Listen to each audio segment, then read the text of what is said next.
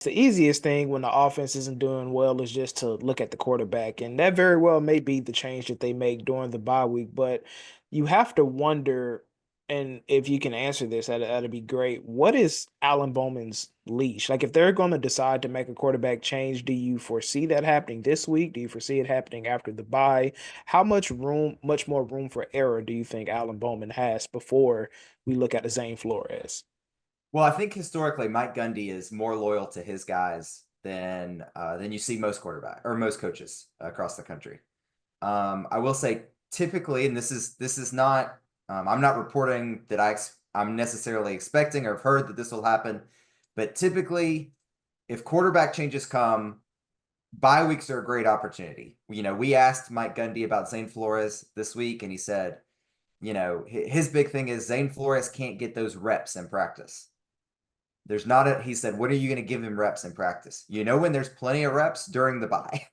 The bye week not only lets guys get healthy, a lot of coaches use the bye weeks to look at second, third string guys and figure out if any of those guys need more playing time.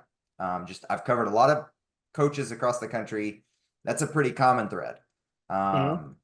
So I think Zane Flores will probably get better quality practice reps during the bye week. Now, again, who knows if he impresses the coaches?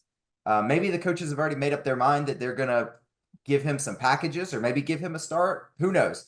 But even after the Utah game, a lot of people pushed that they thought Zane was going to make a move for the number 2 job. You just was so close to a bye. There's really no reason to make a big change, whether that's making Zane the clear number 2, making Zane the 1, trying Rangel out. Like, this close to the bye, it kind of makes sense to just let's roll with what we've got and just try to get to the open week. And then everything can kind of be thrown back on the table. So I will say, if you're going to see Zane, I would think it would be after the bye week. As far as Bowman's leash, I think a big reason we're talking about this right now is because college football, it doesn't look, the sport is completely unrecognizable from where it was 10 years ago. The transfer portal, NIL, a lot of the people that have been talking to me about Zane, they're worried Zane's going to leave. Hmm. Under the old rules, that's not even a discussion point. You're just talking about, can we win games with Zane? I'm not even seeing people aren't even talking to me about winning games with Zane. They're talking about convincing Zane to stay so he can be the guy next year.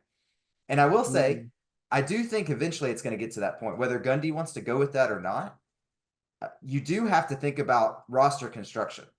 And I don't know if they're expecting Zane to be the guy next year. I certainly think he's going to be the fan favorite going into the competition.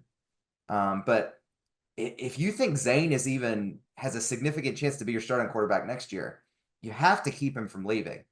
And if the team isn't winning and if losses continue to happen, at some point it does make sense from a roster construction standpoint to at least go, do we need to A, see what Zane has and give him some game reps, which will help him develop in the offseason? And B, does Zane need to see some loyalty from us that we're gonna give him that chance to play next year so he doesn't look around this offseason? And you know, I talked with Zane in the preseason. He seemed pretty pleased with where he was heading into the year. He talked about how much he needed last year. Like, he didn't see the field last year. He talked about how important that was for his development, that coming in, the game was faster than he expected, and how much it helped to kind of be the scout team guy.